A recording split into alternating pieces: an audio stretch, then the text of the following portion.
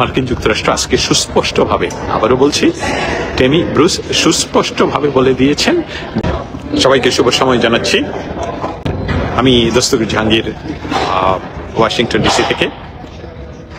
যুক্তরাষ্ট্রের পররাষ্ট্র দপ্তরের নিয়মিত প্রেস ব্রিফিং শেষে আমি নিয়তই এখানে যখনই প্রেস ব্রিফিং থাকে এবং প্রেস ব্রিফিং উত্তর আপনাদের সামনে এসে কথা বলার চেষ্টা করি। আজকেও প্রেস ব্রিফিং ছিল। আজকে আমি আপনাদের সবাইকে শুভেচ্ছা জানাচ্ছি ওয়াশিংটন ডিসি থেকে। আমার পিছনে আবারও দেখতে পাচ্ছেন পৃথিবীর প্রায় সকল দেশের পতাকাগুলো।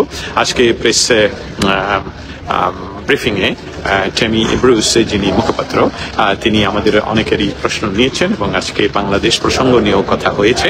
আমি সেই প্রসঙ্গ তুলেছিলাম। আপনারা জানেন যে বাংলাদেশে যে অবস্থা সৃষ্টি হয়েছে, সেই অবস্থা থেকে উত্তরণের জন্য যুক্তরাষ্ট্রের কি পদক্ষেপ হওয়া উচিত এবং আমাদের প্রতিবেশী রাষ্ট্রের কি হওয়া উচিত। আপনারা আরও জানেন যে প্রতিদিনই বাংলাদেশের বিশ্ব মিডিয়ায় বাংলাদেশ আসছে।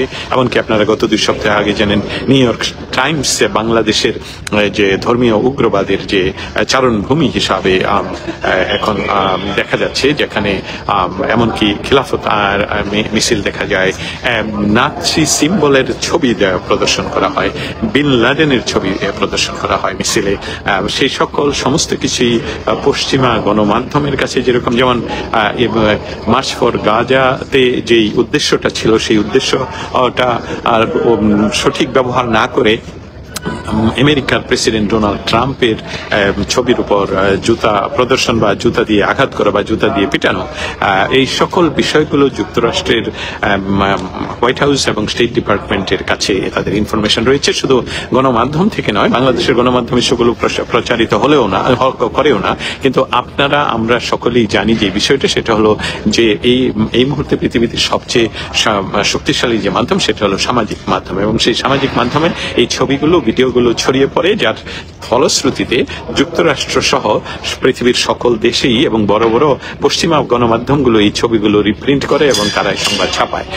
আপনারা জানেন এমনকি ইসরায়েলের পত্রিকাগুলোতে বাংলাদেশের মার্চ ফর গাজাতে যে অ্যান্টিসেমিটিজমের কথা, অ্যান্টিসেমিটিজমের যে সিম্বল, যে বিষয়গুলো প্রকাশ পেয়েছে, যেমন ইহুদিদের নামকরণে বা ইহুদিদের সম্পদের উপর তথাকথিত ইহুদিদের সম্পদের উপর আঘাত করার যে ধ্বংস লীলা চলছে বাংলাদেশে, যেমন কোকাকোলা, যেমন KFC, যেমন পিৎজা হাট, এমনকি বাটা শু আসলে ইহুদিদের নয় এবং আমেরিকারও নয়। বাটা শু হলো চেক রিপাবলিকের পারিবারিক ব্যবসা, এটা বিশ্বব্যাপী।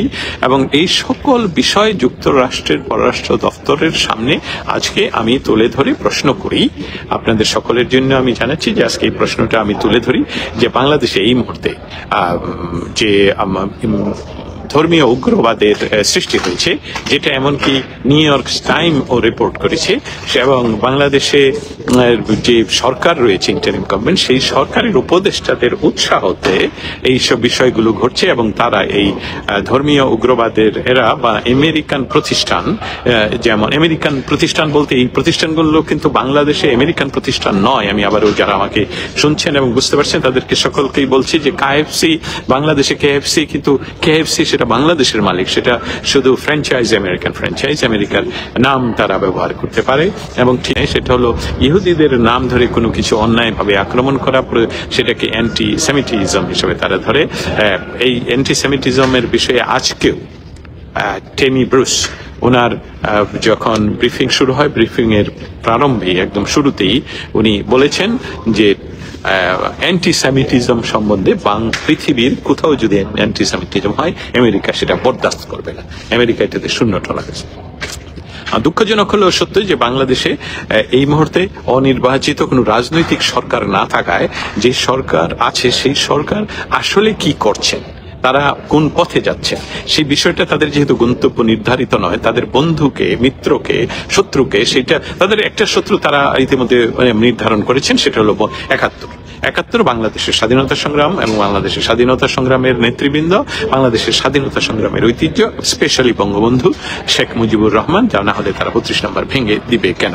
তাহলে এই বিষয়টিতে আবার ফিরে যাই যেখান থেকে কথাটা শুরু করেছিলাম, যে আজকে আমি প্রশ্ন তুলি স্টেট ডিপার্টমেন্টে যে বাংলাদেশে এই মুহূর্তে যে উগ্রবাদের সৃষ্টি হয়েছে এবং বাংলাদেশের ইন্টারিম গভর্নমেন্টের বিভিন্ন উপদেষ্টারা এটাতে এই আগুনে ঘি ঢালছেন, সেই জন্য বাংলাদেশে কোকাকোলা, কেএফসি সহ আমেরিকান প্রতিষ্ঠানগুলোর উপর যে আক্রমণ চলছে সেসবগুলো নিয়ে, এবং এটা বলা হচ্ছে যে ইহুদিদের সম্পদ হিসাবে তারা সেটা ধ্বংস করছে। তাহলে এই অ্যান্টিসেমিটিজমের যে প্রকাশ দেখা যাচ্ছে সে বিষয়ে যুক্তরাষ্ট্রের পররাষ্ট্র দপ্তরের মন্তব্য কি, এবং তারা বাংলাদেশকে তো মনে করে ইন্দো প্যাসিফিক জোনে তাদের ডেমোক্রেসি এবং সেখানে উগ্রবাদকে কন্ট্রোলে আনার জন্য বাংলাদেশের সাথে দীর্ঘমেয়াদী ভাবে কাজ করছে, সেই হিসাবে যুক্তরাষ্ট্রের পররাষ্ট্র দপ্তর কি মনে করে।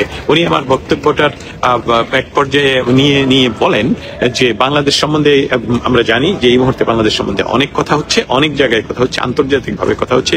এমনকি উনি এই বিষয়টা আনেন যে ব্রিটিশ এমপি টিউলিপ সিদ্দিকের নামে যে বাংলাদেশে ওয়ারেন্ট রয়েছে সেটা নিয়ে উনি কথা বলেন, এবং উনি বলেন যে বাংলাদেশ সরকার যেটা আছে সেই সরকারকে তার দায়িত্ব বুঝতে হবে, যে বাংলাদেশের জনগণ যেটা চায় সেই দায়িত্ব সেইভাবেই তারা কাজ করতে হবে। কারণ বাংলাদেশের জনগণ যা চায় তা বুঝতে হলে নির্বাচন দিতে হবে। উনি নির্বাচনের কথাও বলেছেন এবং সেটা উল্লেখ করে বলেছেন যে বাংলাদেশের যে নির্বাচিত সরকার এবং বাংলাদেশের জনগণের নির্বাচিত সরকারের মাধ্যমে বাংলাদেশ নির্ধারণ করবে কিভাবে তারা আগাবে এবং তাদের দেশে কিভাবে হবে। এই বিষয়গুলো যে এই যে উগ্রবাদের সৃষ্টি, এই যে ধর্মীয় উগ্রবাদের সৃষ্টি, এসবগুলোকে তারা কিভাবে কন্ট্রোল করবে সেটা বাংলাদেশের নির্বাচনের মাধ্যমে এর সমাধান করতে হবে, এবং বাংলাদেশের মানুষই বাংলাদেশের ভবিষ্যৎ নির্ধারণ করবে। তবে সে সাথে তিনি বলেন যে বাংলাদেশে যে নাৎসিদের সিম্বল নিয়ে যে মিছিল হয়, বাংলাদেশে বাইডেন বলছি বাংলাদেশে যে ওসামা বিন লাদেনের ছবি নিয়ে অংশগ্রহণ না করে সেই নির্বাচনকে প্রতিহত করার ঘোষণা দেওয়া হতো, কিন্তু এখন তারা চেষ্টা করছেন অনির্বাচিত ভাবে কতদিন সেখানে থাকা যায়। তবে মার্কিন যুক্তরাষ্ট্র আজকে সুস্পষ্টভাবে, আবারও বলছি, টেমি ব্রুস সুস্পষ্টভাবে বলে দিয়েছেন যে বাংলাদেশের জনগণের দ্বারা নির্বাচিত সরকারকেই ডিসিশন নিতে হবে বাংলাদেশ কোন পথে হাঁটবে। এর অর্থ হলো যে বাংলাদেশের যদি ইনক্লুসিভ সর্বদলের অংশগ্রহণের মাধ্যমে নির্বাচন না হয়, সেটাও যেমন আমেরিকা কখনই গ্রহণ করে না, এইবারও গ্রহণ করবে না। স্পেশালি আওয়ামী লীগকে যে নির্বাচনের বাইরে রাখার যে পাঁয়তারা চলছে সেটার প্রতি তারা মেনশন করেছেন। আরেকটা বিষয় যেটা আজকের প্রশ্নে আকারে তুলতে না পারলেও যে বিষয়টা রয়েছে, আপনারা জানেন যে দুইজন পররাষ্ট্র মন্ত্রী আমেরিকার, তো ওনারা আগামীকালকে এবং পরশুদিন বাংলাদেশে পৌঁছবেন। আপনারা যারা আরাকান আর্মিরা বা আরাকানীয় একটি অঞ্চল, যেটা ম্যাপ আমার সামনে থাকলে ভালো হতো, যে সেই অঞ্চলটা তারা সেখানে দখল করে আছে, এবং সেখানে যাতে করে বাংলাদেশ তাদেরকে সহযোগিতা করবে কি করবে না এই সকল বিষয় নিয়ে হয়তোবা আমেরিকান এই উপপররাষ্ট্র মন্ত্রীদ্বয়ের আগমন। একজন হলো ইন্দো প্যাসিফিক জোনের দায়িত্বপ্রাপ্ত, আরেকজন হলো আমাদের ইন্দো প্যাসিফিক জোন, কিন্তু স্পেশালি সাউথ ইস্ট এশিয়া, আমাদের বাংলাদেশ ও আফগানিস্তান থেকে বাংলাদেশ পর্যন্ত। অতএব এই দুইজনের যে বাংলাদেশে আগমন, এটাও একটা সিগনিফিকেন্ট কারণ যে বাংলাদেশকে ইউনূস সরকার কি অন্য কোনো দেশের কাছে বিক্রি করে দিচ্ছে।